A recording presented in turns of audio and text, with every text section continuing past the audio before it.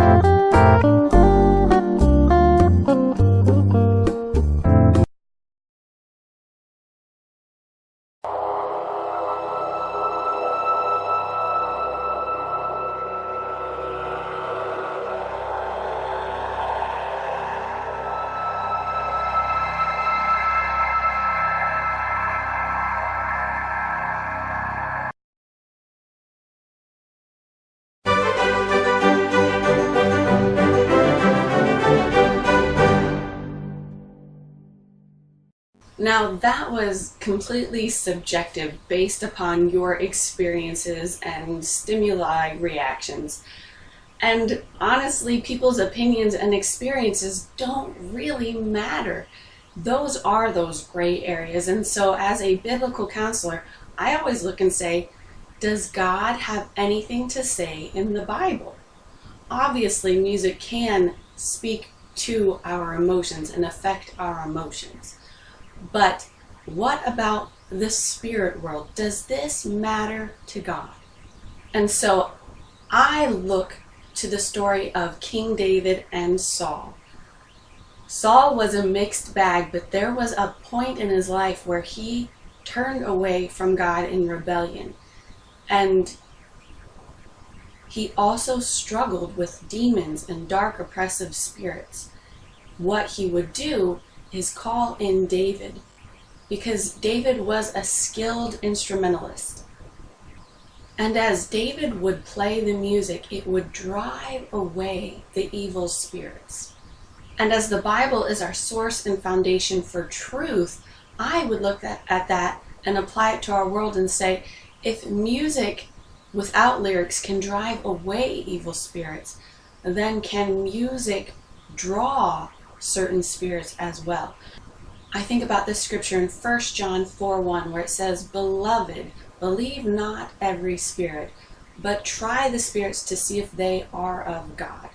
I would just want you to keep those two truths in mind as I go through a little bit of music history.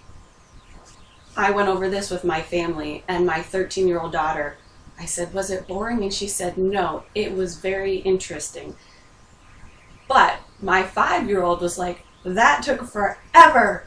So I hope you're more on the "that was really interesting" side of things. But to lay a little groundwork, did you know that during the Dark Ages, when the Catholic Church really ruled everything and was extremely oppressive about whether people could read the Bible in their own language. And honestly, most people during that time period would consider themselves Catholics, but all throughout the world, in little pockets, indigenous pockets, there were churches who had the Bible and who believed remarkably the same beliefs and worshiped the same way, just because they held to the Bible as their authority, and God had a certain way in which He wanted worship. And I want you to keep that in mind as I talk about the shaman drum. Here we go. Shamanic ritual is the earliest known attempt at spiritual connection and the proto-religion from which all spiritual and religious traditions later sprung.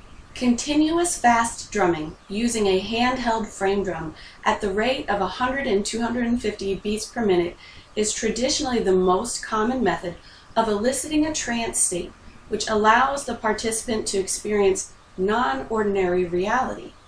This predates every other form of religious ritual and has a common methodology across cultures and continents based on the findings of archaeologists and anthropologists around the world.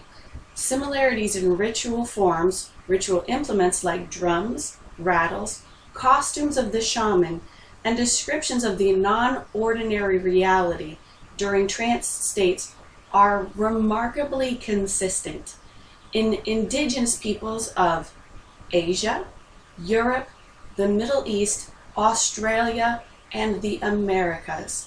Many of these traditions still survive and are currently practiced.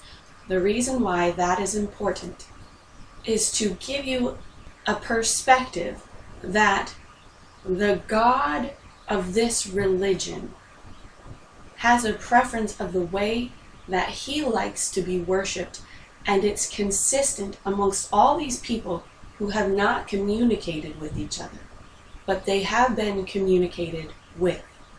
Just like the Christians who had not communicated with each other, but through God's word had been communicated with. The author of this says, the shamanic drumming, it declined with the rise of Judeo-Christian structures when women were gradually driven from all roles of religious authority in that part of the world. Similarly, around the world, as patriarchal structures gained power, shamanism declined. And she makes a point to say that the first known historical record of a drummer of either sex is of Lapishwa, a Sumerian princess in 3000 BC. She says, put that in your peace pipe and smoke it. But the earliest known drummer was right around 3000 BC, which dates current with after the flood and in the lifetime of Abraham. The intention in a shamanistic ritual ceremony is for a person to access a normally invisible reality by eliciting a trance state and experiencing a journey of the mind for the purpose of healing or divination. One can make contacts with these spirits during the trance journey and ask for help and guidance. That is the intention of the shamanic ritual ceremony. So I want to move from shamanic drumming to voodoo, Haitian voodoo. Voodoo rites are done to call upon spirits called loas for their aid, instruction, special powers, and strengths. Loas are ancestral spirits who have become abstracted through the generations to become embodiments of certain principles or characteristics. A great feast is often prepared to entice the loas to attend. Practitioners of the religion wear white clothes and are assisted by Yugon and Manbo, male and female voodoo priests, respectively, to become possessed by the loas. Through singing, dancing, and particularly the music of the drums, spirits come to ride their mortal hosts.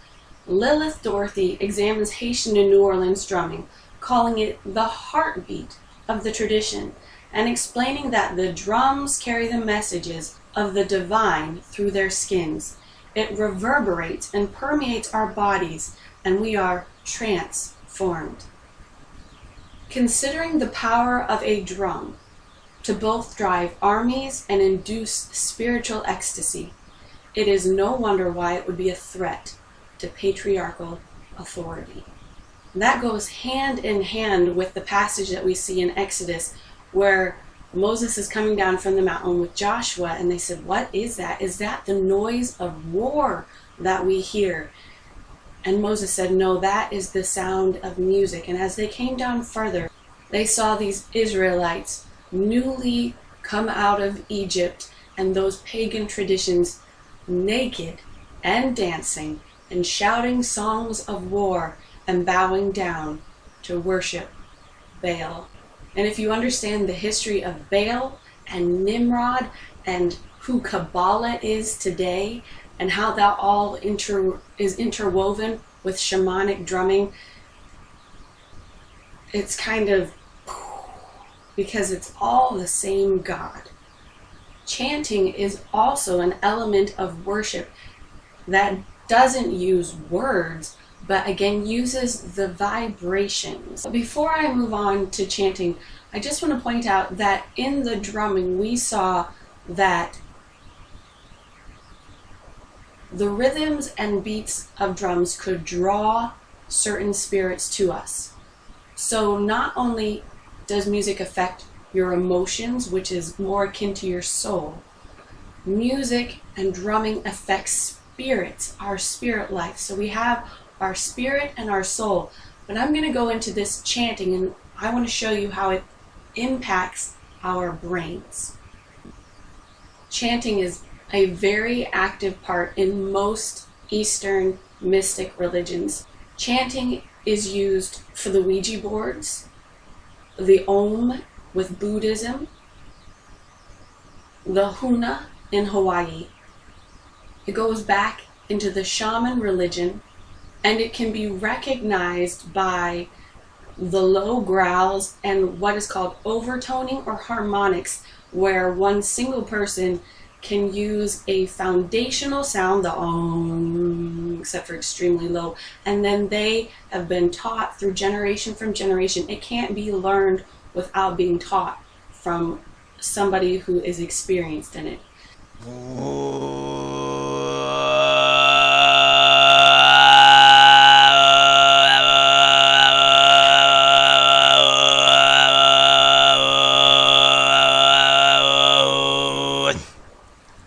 And honestly, as I look at it, I know that humans can do it and can be trained to do it, but when I see what its use is and how integral it is in these worship ceremonies, I can't help but think of how Satan within himself is a musical instrument and has the capacity for far more than we could ever imagine. I want to read to you this article about music, spirit singing. It's a CD on the Blue Eagles blog. Music for meditation. This very special music comes from the shamanic traditions of the world. Many shamanic cultures throughout the world have used this droning voice that creates clearly audible overtones above the main tone. Some Native Americans call it spirit voices. The Tibetan Buddhists have also perfected this type of singing. Vibrations and rhythm work hand in hand in this communication in the spirit world. These special tones have a profound effect on our consciousness. They bring us to other levels of awareness, initiating trance-like states of perception. As the harmonics resound into different octaves of manifestation, so they touch off subtle reactions in our own mind stream. These sounds will bring us into contact with other dimensions. There are many different dimensions, that's the spirit world, sharing this time-space continuum with us. Crystals also have the potential and ability of vibrating easily into other realms of existence. Modern research on harmonics has found that listening to harmonic sounds will charge the cortex of the brain. So not only does this music affect our emotions and soul, it affects spirits, and now we see that it affects our bodies. Music affects us in the trichotomy of our being. Hawaiian kahunas, use chanting to increase the connection to spirit and the energy flow. Why do you chant those old chants? Why don't you let them die? Because they won't die, we replied. Even today, they still call us to be chanted. It is remarkably consistent with indigenous groups of worshipers who've never communicated and yet worship in the same way and the same style throughout the entire world.